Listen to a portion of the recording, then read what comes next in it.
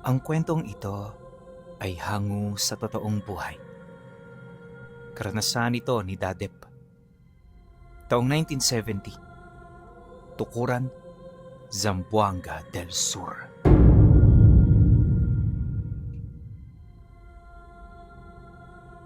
Noong mga panahong ito, maglalabing 8 taong gulang pa lamang si Dadep.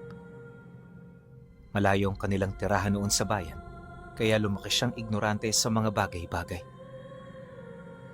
Hindi rin siya marunong makihalubilo sa mga tao, kaya kapag may bisita sila, palagi siyang nasa loob ng silid niya. Nakaugalian na ni Dadep na pagtaguan ng mga taong hindi niya kilala, lalo na kung bago ito sa paningin niya. At kapag nangyayari ang ganoong sitwasyon tuwing may bisita sila, inilalahad na lang ng tatay niya na mahiyain siya. Pero lingid sa kaalaman ng mga ito, hindi yon ang totoong dahilan. Kung hindi nyo kasi naitatanong, lumaki si Dadep sa pangangalaga ng tiyuhin niyang rebelde. Commander ito ng isang hukbo at madalas lingguhan lang yon kung umuwi. Nung supling pa lang kasi siya, iniwan siya ng mga magulang niya para maghanap ng trabaho. Halos 10 taon din itong nawala, kaya ang tiyuhin niyang iyon ang kinalakihan niya. Palagi rin siya nitong sinasama sa bundok at natigil lang ito noong mga panahong umuwi na ang mga magulang niya. Gayunpaman, kahit madalang na lang silang magkita, patuloy pa rin siya nitong binibisita at kinukumusta. Nakabalik naman ang mga tunay niyang magulang, pero yung tiyuhin niya, nananatiling nagpapakaama sa kanya. At dahil sa ganoong pangyayari, kung kaya't hindi siya gaanong pinapakialaman ng tatay niya. Lahat inintindi nito, lalo pat alam nito na sila ang may pagkukulang. Marami man yung ibinibigay bilang pampawi, aminado noon si Dadep na wala siyang nararamdamang kahit na anong pagmamahal sa mga ito. Normal naman yon, lalo pat hindi niya ito naging kaagapay sa panahon na labis niya yung kailangan. Sa paglipas ng mga buwan, nagpatuloy ang kanyang pakikisama sa mga kapatid niya. Mahirap pakisamahan ng 4 pinuno, gawa ng lumaki ito sa poder ng mga magulang nila. Minsan, hindi may pagkakaila na mayroong diskriminasyon sa kanya dahil na rin sa mga nangyari sa nakaraan. Ngunit sa tuwing naririnig niya ang tungkol dito, palagi niyang pinipiling manahimik. Hindi niya kailangang ipagtanggol ang kanyang sarili, gawa ng alam niya na meron taong totoong nagmamahal sa kanya. Ang kaso, bago tumungtong noon ang buwan ng Setyembre, hindi na nakauwi ang tiyuhin niya. 2 linggo itong walang paramdam, hanggang sa dito na siya nagdesisyon na puntahan yun sa kuta kung saan ito naroon. Isang hapon, nang hindi na niya maatim ang kanyang pag-aalala, dito na siya naglakas loob na magpaalam sa tatay niya. Pagharap nilang dalawa, agad naman niyang inilahad ang kanyang pakay, kalakip ng ibig niyang mangyari. Tay, pupuntahan ko si Tio Bong sa bundok. Babalik din naman ako bukas. Kapag nagkita na kaming dalawa, gusto ko lang po kasing malaman kung bakit hindi pa rin siya nakakauwi. Pagkarinig nito sa kanyang sinabi, bigla naman yung umalma kasi hindi biro ang kanyang sinasabi. Ayon dito, malawak ang mga kabundukan sa Tukuran, kaya mapanganib ito sa kanya na walang karanasan. Dagdag pa nito na, masyado pa siyang bata para umakyat ng bundok, kaya mas mainam na magpasama na lang sila sa kanilang mga kakilala. Ngunit nang marinig niya ito, agad naman niya yung tinutulan, gawa ng angkutang kanyang pupuntahan ay isang malaking lihim ng pangkat ng kanyang tiyuhin. Tanging mga rebelde lamang ang nakakaalam nito upang masigurong hindi ito matitiktika ng mga militar. Mariin din niyang inilahad na wala siyang pinagkakatiwalaan sa mga kaibigan nito dahil lahat yon nararamdaman niya na merong mga kaugnayan sa kalaban ng tiyuhin niya. Matapos naman itong marinig ang kanyang sinabi, hindi ito kaagad nakaimik. Ilang minuto rin itong pinag-isipan ng kanyang mga isasagot hanggang sa magwika yun sa kanya ng, Anong gusto mong gawin ko? Hayaan kang pumunta ron ng mag-isa. Nagpapakamatay ka ba? Anong akala mo? Isang malaking palaruan ng bundok? Pagkarinig niya sa sinabi nito, di siya nakapagtimping maglabas ng sama ng loob. Ayon kay Dadep, wala itong karapatan na magsalita ng ganoong bagay dahil unang-una, iniwasan siya nito noong siya ay bata pa.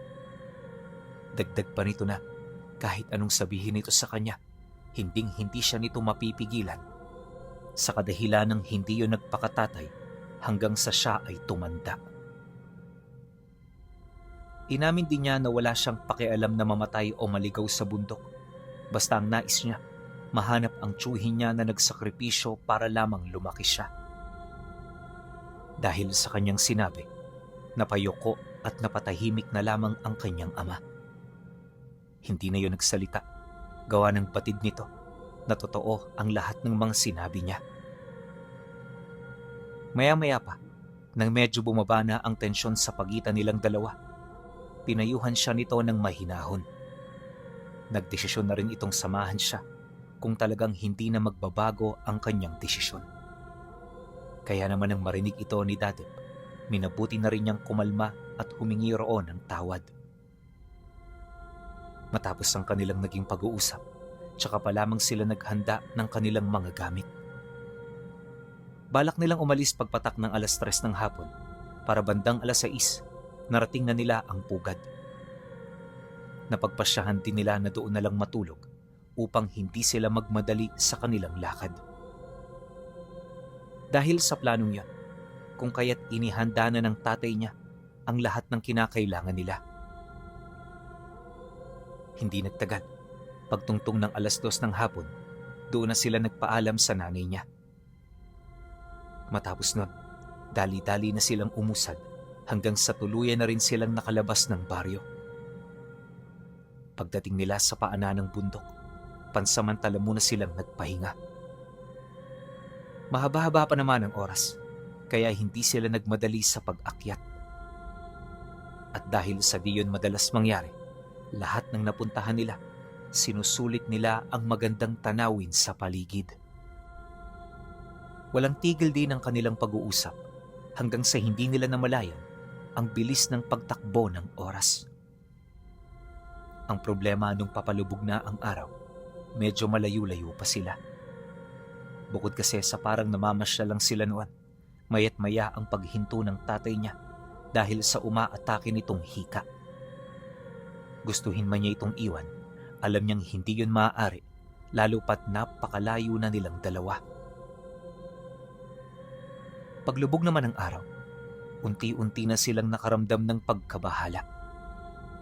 Hindi kasi nila sukat akalain na aabutan sila ng gabi sa daan. Ang problema, di nila yun napaghandaan. Wala silang kahit ni isang sulo na dala, kaya naman para magkaroon lang ng liwanag, napilitan silang magsunog ng iilan nilang mga dalang damit. Pagliyab naman ito sa kahoy, agad nila itong pinulupot, sabay patuloy sa paglalakad ng mabilis. Subalit, di pa man sila nakakalayo sa lugar, sinalubong sila ng 2 rebeldeng armado ng mga armas. Malayo pa lang, sinenyasan na sila nito na patayin ang sulok.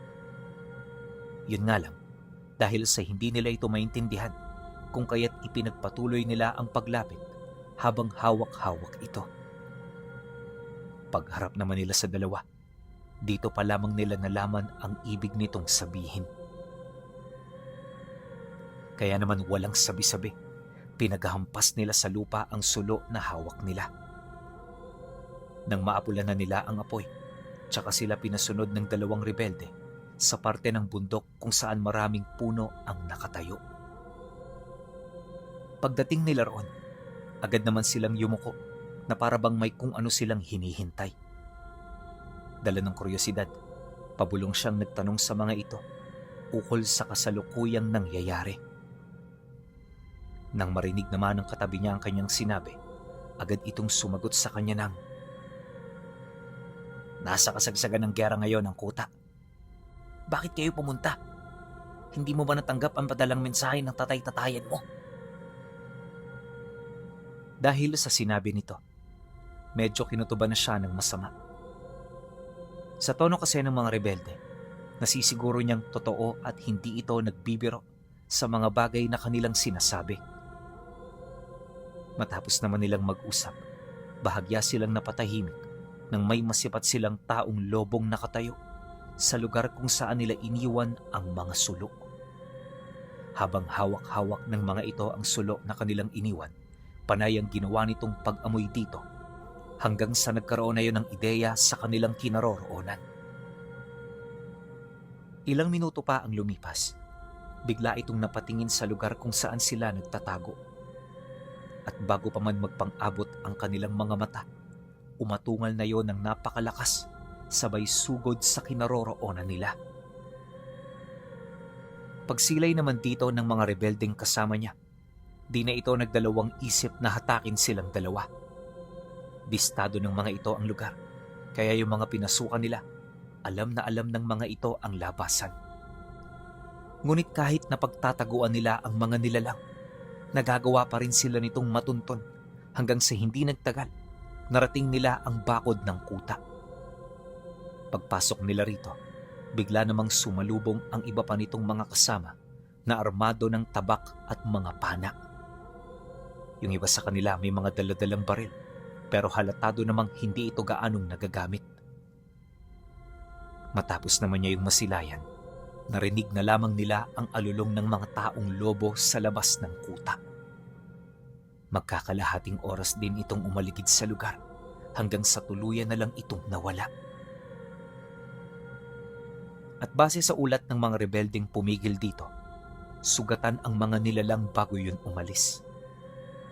Ang kaso lang, hindi nila ito napuruhan, kaya posibleng makauwi yun sa kanilang pugad ng ligtas at hindi nanganganib.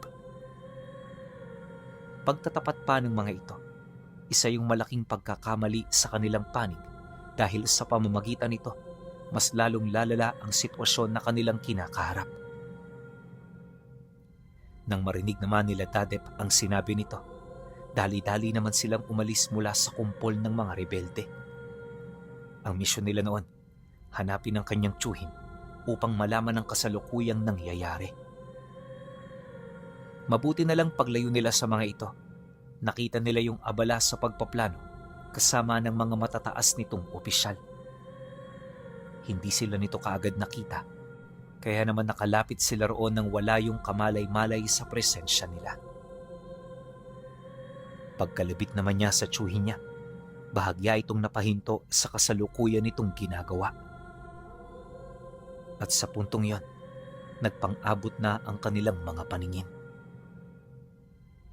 Nung makita siya ng tiyuhin niya, lahat ng mga inaalala nito, bigla na lamang nawala. At bago pa man siya makapagsalita, isang mahigpit na yakap ang sumalubong sa kanya na agad namang nagpawala sa mga alalahanin niya. Matapos nun, tsaka pa lamang sila nagkausap ng masinsinan. Ayon sa kanyang tiyuhin, ang pagdating ng mga taong lobo sa bundok ang rason kung bakit hindi yun makauwi-uwi. Mag-iisang buwan din nila itong problema, gawa ng kahit anong gawin nila, patuloy pa rin itong bumabalik. Mariin din itong inilahad na nais ng mga nilalang na makubkob ang kanilang lugar dahil napapagitnaan ito ng mga baryo at bayan. At kapag dito na sila namugaran, magiging madali na lamang para sa kanila na makakuha ng pagkain sa iba't ibang lugar. Nabanggit din ito sa kanila na maging ang ibang lahi ng mga nilalang ng kaliwa ay labis na ring naaapektuhan buhat sa pagkubkob ng mga taong lobo sa kanilang lugar. Bukod kasi sa hindi yun marunong kumilala, wala rin itong pili sa mga pagkain nila. Kahit ano, basta merong karne at laman, kakainin ito ng mga taong lobo sa oras na wala na silang mapagpipilian. Pagkalahad naman ng tiyuhin niya sa mga bagay na yon, agad nitong ipinakita sa kanila ang bakas ng nagpapatuloy na gera. Hindi kalayuan sa lugar kung saan sila nakatayo, kapansin-pansin ang mga krus na nakabaon sa lupa. At ayon sa tiyuhin niya, yon ang mga kapatid nila na nag-alay ng buhay para sa kanila. Masakit makita ang ganoong sitwasyon ng mga ito, pero kahit papaano nagdudulot yun sa kanila ng lakas upang tapusin ang kanilang mga nasimulan. Matapos naman yung mailahad ng tiyuhin niya, agad siya nitong inakbayan habang dahan-dahan nilang tinatahak ang daan. Pagpasok nila sa isang maliit na kubo, dito na ito nagsalita ukol sa kung ano ang nasa loob nito. Alam mo, Dadep, hindi ito magandang pagkakataon ng pagpunta nyo rito. Gayunpaman wala tayong magagawa. Hindi ko kayo pwedeng pauwiin, lalo pat markado na kayo ng mga nilalang. Kaya hanggat hindi natatapos ang gulo, mananatili kayo rito. Huwag kayong magtangkang umalis o tumakas dahil sa sandali na mawala kayo rito, lahat ng lalapitan nyo ay mamamatay. Wika nito sa kanila. Nang marinig naman yon ng tatay niya, hindi ito tumutol sa nais mangyari ng tiyuhin niya. Bagaman nag-aalangan, mas pinili nitong makinig kaysa gawin ang kanilang mga iniisip. At sa pagpapatuloy ng kanilang pag-uusap, dito niya nalaman ang plano nito. Ayon sa tiyuhin niya, na sa mga susunod na araw maglilibot sila sa mga malalapit na bundok para bisitahin ang pamilya ng mga aswang na hinihingan nila ng tulong. Dagdag pa nito na alam nilang kalaban ang mga nilalang na yon, pero sa pagkakataong ito, sadyang wala na rin silang mapagpipilian. Nabanggit din ng tiyuhin niya, isasama siya nito upang maranasan niya ang totoong trabaho ng mga rebelde. At habang naghahanap sila ng makakatulong, mananatili sa loob ng kuta ang kanyang ama upang merong katuwang ang mga kasamahan nilang magbabantay. Tuturuan itong humawak ng sandata at makipaglaban nang sa gayoy meron yung doong pakinabang. Pagkarinig naman ng tatay niya sa sinabi nito, hindi na yon nagreklamo. Alam kasi nito na wala na siyang pagpipilian, kaya mas mainam na sumunod na lang. Matapos ang nangyaring pag-uusap, nagpatuloy ang mga kakaibang kaganapan sa paligid. Ilang oras ang lumipas nang mawala ang mga taong lobo. Muli na namang dumating ang iilan sa mga kalahi nito. Balak ng mga nilalang na sirain ang bakod ng kuta dahil sa ito lang ang pumipigil sa kanila. Yun lang din ang depensa ng mga rebelde at kapag wala ito, madali nila yung malilipol sa loob lamang ng ilang gabi. Kaya naman para maiwasan ang nakaambang pagkatalo, bawat isa sa kanila ay nagsasakripisyo upang mapanatiling ligtas ang kanilang mga mahal sa buhay. At kahit matagal nang nangyayari ang digmaan, bakas pa rin sa mukha ng mga ito ang pagkakaroon ng pag-asa. Malakas ang kutob nila na sila ang magwawagi, kaya naman hindi sila nakaramdam ng panghihina. Pagsapit ng sumunod na araw, bumalik sa normal ang lahat. Sila Dadep noon, umaga na nang makatulog dahil sa walang sawang pagpaparamdam ng mga nilalang. Nawala lang din ang mga ito nung malapit nang sumapit ang bukang liwayway. Ayon sa tiyuhin niya, nagtatago kapag umaga ang mga nilalang, kaya yun lang ang panahon nila para makahanap ng mga nilalang na tutulong sa kanila. Gayunpaman, hindi sila gaanong nagpapakakumpiyansa sa kadahilanang natutunan na rin ng mga taong lobo na mang-alipin ng mga kauri nito na may kakayahang makapagmasid kahit umaga. Karamihan sa mga naalipin nila ay ang mga pamilya ng sigbinan. Ayon sa tiyuhin niya, labag sa pamilya ng mga sigbinan ang ganoong gawain, ngunit hindi nila yun kayang talikuran. Bukod kasi sa bantang natatanggap ng mga ito, tinakot din sila ng mga taong lobo na lilipulin sa sandaling hindi nila masunod ang ibig nitong mangyari. Kaya kahit tutulan ang nais ng mga ito, wala silang magagawa kundi ang sumunod. Kaya sa halip na kalabanin din nila ang mga sigbinan, pinipili na lang nilang yon ay iwasan. Alam kasi ng tiyuhin niya na mapapayapa ang mga nilalang na yon at hindi ito kabilang sa mga demonyong nagiging salot at pabigat sa mga tao. Sa loob ng kalahating araw na paglilibot nila, marami na silang natawid na bundok.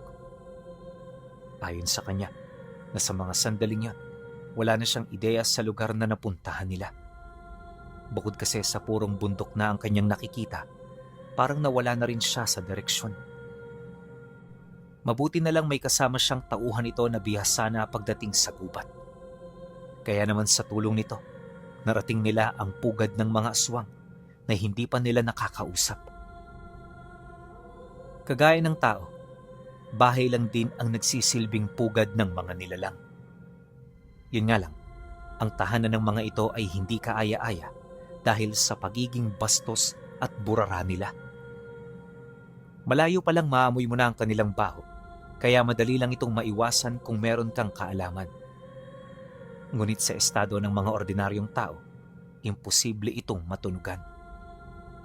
Maliban kasi sa amoy ng mga aswang, may halo rin itong salamangka ng pampaamo. At kapag nalanghap yon ng mga ordinaryong tao, susundan at susundan nila ito, dala ng kanilang mga kuryosidad. Nang marinig naman ni Dadep ang sinabi ng tsuhi niya, kahit papaano naunawaan niya ang ibig nitong sabihin. Matapos ang kanilang pag-uusap, agad naman silang lumapit sa kubo upang ipagbigay alam sa mga nilalang ang kanilang pagdating. Nang maisakatuparan na yon ng tsuhi niya, tinawag nito ang mga nilalang habang nakatayo sa harapan ng pinto. Ang kaso lang, kahit paulit-ulit na yon sa pagtawag, nakapagtatakang wala pa ring sumasagot. Akala niya walang tao sa loob ng bahay, pero ilang minuto lang ang lumipas, dito niya na nasilayan ang unti-unting pagbukas ng pinto. At sa isang kisap mata, nakita niya ang isang matandang babae na naglalagas na ang buhok sa ulo. Napakadumi rin ng damit nito, tapos napakalakas ng amoy. Yun bang kahit magtakip siya ng ilong, tumatagos pa rin yun? Noong una, kaya niya pang pagtiisa ng mga naaamoy niya, pero sa katagalan, hindi na rin ito kinaya ng kanyang sistema. Ang kaso lang, nung lalayo na siya sa tsuhi niya, bigla siya nitong hinawakan sa damit niya. Pagtitig nito sa kanya, binulungan siya nito ng mga dahilan kung bakit hindi niya ito pwedeng gawin. Ayon sa kanyang ama-amaan, sa oras na tumalikod siya sa harapan nito, magiging mabangis na nilalang ang kanilang kinakausap. At kahit may pumigil dito, patuloy itong magwawala para lang siya ay mapaslang. Mariin din itong inilahad sa kanya na hindi ganon ang kanilang ipinunta kung kaya't maging matyaga at matiisin siya. Ayaw nitong mamatay ang mga nilalang na yon dahil naniniwala ang tsuhi niya na makakatulong ito ng malaki sa kanila. Nang marinig naman ni Dadep ang sinabi nito, bigla na lamang nawala sa kanyang isip ang nakakadiring amoy na kanina niya pang nalalanghap. At sa halip na tumayo, minabuti niyang manatili sa kinaroroonan nito habang matyagang pinakikinggan ang pag-uusap ng dalawa. Nang mapansin naman yon ng tsuhi niya, tsaka pa lamang siya nito binitawan. Pagbaling nito ng tingin sa kausap nitong matanda, kaswal nitong ipinagpatuloy ang kanilang paksa. Maya-maya pa, nang makumbinsi na ito ng tsuhi niya, tsaka pa lamang sila nito pinapasok sa loob ng bahay. Akala niya isang normal na tahanan lang ang sasalubong sa kanila, pero pagpasok nila noon ng sala, bigla nilang nakita ang mga labi ng patay na nakasabit sa kisame ng bahay. Punong-puno na rin ng uod ang papag, tapos yung amoy doon halos 100 beses na mas matapang kumpara sa nalalanghap niya sa katawan ng nilalang. Dahil sa pangyayari, hindi na siya naglakas loob na huminga pa. Pilit niyang pinigilan ng kanyang sarili noon hanggang sa makarating sila sa may bandang kusina. Pagdating nila roon, tsaka pa lang siya nangahas na huminga ng paunti-unti. Ilong lang ang ginagamit niya noon, pinuno, dahil kapag bibig, dumadampi sa kanyang dila yung lasa ng patay. Nakakadiri yon kung iisipin, pero sadyang wala siyang magagawa. Pagsilay niya sa hapagkainan, dito niya nakita ang patay na katawan ng sanggol na nakalagay sa isang malaking mangkok. Pinag-aagawan nito ng mag-anak na parabang isa itong napakasarap na delikasiya. Pagsilay naman niya sa mga nilalang na kumakain, napansin niya na marami pala ang mga kamag-anak ng matanda. Bagaman may mga bata sa hanay nito, hindi siya kumbinsido na wala itong kakayahan na makipaglaban. Sa itsura kasi ng mga nilalang, mukhang normal na lang sa mga ito na pumatay ng tao. Matapos naman nila yung masilayan, isa-isa silang pinakilala ng matanda. Inilahad din ito ang kanilang pakay na siya namang agarang sinang-ayunan ng mga kamag-anak nito. At pagkatapos ng mga pangyayari, naisama na nila yon pabalik sa kanilang kuta. Nasa humigit 3 pamilya rin ang nahikayat nilang sumama, ngunit pagsapit ng gabi, kalahati ng mga ito ang nakatay ng mga taong lobo. Labis yung ikinagulat ng kanilang grupo, kaya naman bago pa maubos ang mga nilalang, dali-dali na nila yung tinulungan na makaatras. Pagkatapos ng mga pangyayari, dito sila nagkausap ng masinsinan.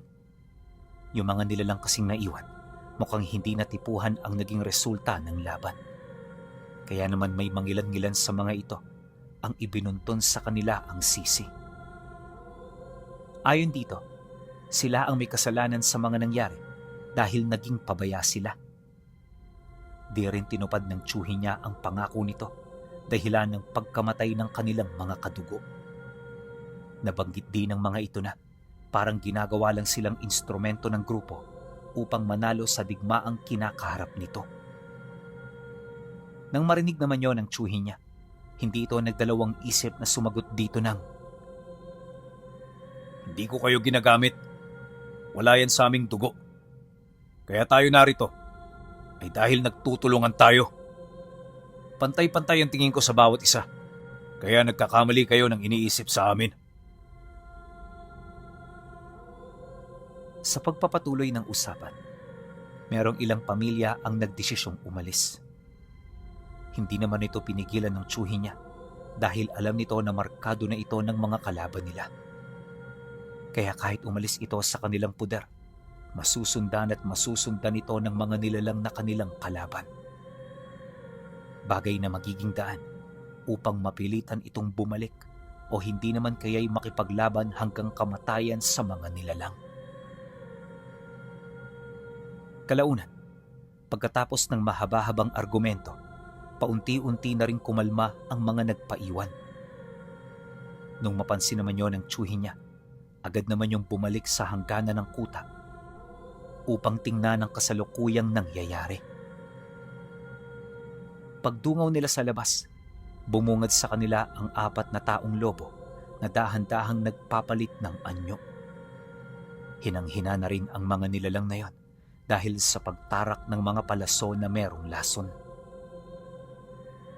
Maya-maya pa, kagaya ng inaasahan, paisa-isa na ring pumanaw ang mga nilalang. Nang masipat yun ni Dadep, inakala niya na yun na ang magiging susi ng panalo nila, pero isa yung malaking pagkakamali. Lingid sa kaalaman nilang lahat na ang nangyaring tagumpay ay hindi pala malaking banta para sa hanay ng kanilang kalaban dahil ang mga sumalakay na taong lobo noong mismong gabi ay ang pinakamahina sa kanilang uri. Wala rin itong ibang trabaho kundi ang masukat ang puwersa ng kalaban nila. Pagkatapos ng gabing yan, unti-unti nang nakampante ang grupo. Inakala ng bawat isa, lason ang tunay na kahinaan ng mga taong lobo.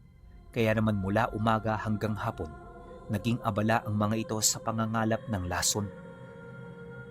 Habang ginagawa nila ito, nanatili naman sila ng tatay niya sa loob ng kubo ng tiyuhin niya. Pinag-uusapan na kasi nila noon ang pag-uwi nila dahil batid nito na hinahanap na sila ng kanilang pamilya. At para magawa ito ng hindi nanganganib ang kanilang buhay, ibinigay sa kanya ng tiyuhin niya ang nag-iisa nitong agimat. Ayon kay Dadep, San Miguel Arcangel ang gamit na ibinigay nito sa kanya. Wala siyang ideya kung para saan ito, pero sabi ng tiyuhin niya, malulusaw nito ang marka ng mga taong lobo sa katawan nila. At ang tangi nilang gagawin, paniwalaan lamang ang karga.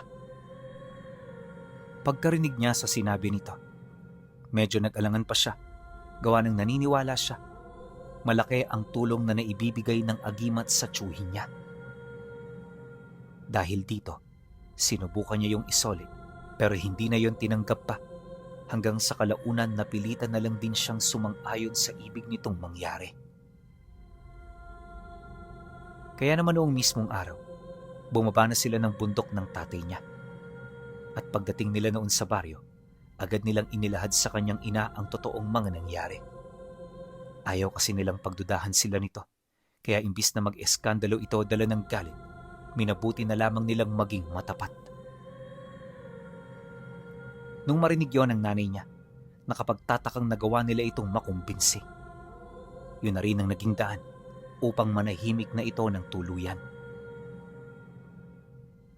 Lumipas ang mga araw, matyaga niyang hinintay ang pag-uwi ng tiyuhin niya. Yun nga lang, naging buwan na ang mga araw, di pa rin niya ito nakita hanggang sa malaman-laman na lang niya na wala na palang nakatira sa kuta ng mga rebeldeng pinamamahalaan nito. Misteryoso ang pagkawala ng mga tao roon dahil ayon sa mga mangngasong napadpad sa lugar, naiwan pa ng mga ito ang iilan sa mga mahalaga nilang mga gamit. Kaya naman may mga tao noong nag-isip na baka nangyari ito dahil sa kasagsagan ng pagtakas nila. Pero para kay Dadep, hindi yun ang totoong nangyari. Gawa ng angkutob niya, natalo ang mga rebelde ng mga taong lobo. Mabuti na lang, nabura ang marka ng mga ito sa kanila dahil sa ipinamana sa kanyang gamit na medalyon ni San Miguel Arcangel.